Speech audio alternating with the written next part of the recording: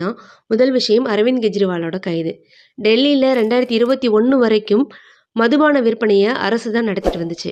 ஆனா 2021, 22ல டெல்லி அரசு புதுசா ஒரு மதுபான கொள்கைய கொண்டுட்டு வராங்க. இந்த மதுபான கொள்கையில என்ன சொல்றாங்க அப்டின்னா, டெல்லியில உள்ள 4 கார்ப்பரேஷன்களுக்கு மட்டும் இந்த மதுபான விற்பனை சம்மந்தமான அனுமதி கொடுக்கப்படுது. குறிப்பா சொல்லணும்னா, டெல்லியில நடக்கக்கூடிய மதுபான விற்பனையில 50% மேல இந்த 4 கார்ப்பரேஷன்ல மட்டும் தான் நடக்குது.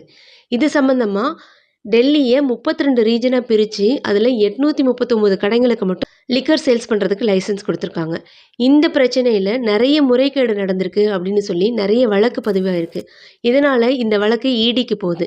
இப்போ அமலாக்கத்துறை இந்த வழக்க கையில எடுத்து அரவிந்த் கெஜ்ரிவாலுக்கு சம்மன் அனுப்பியிருக்காங்க.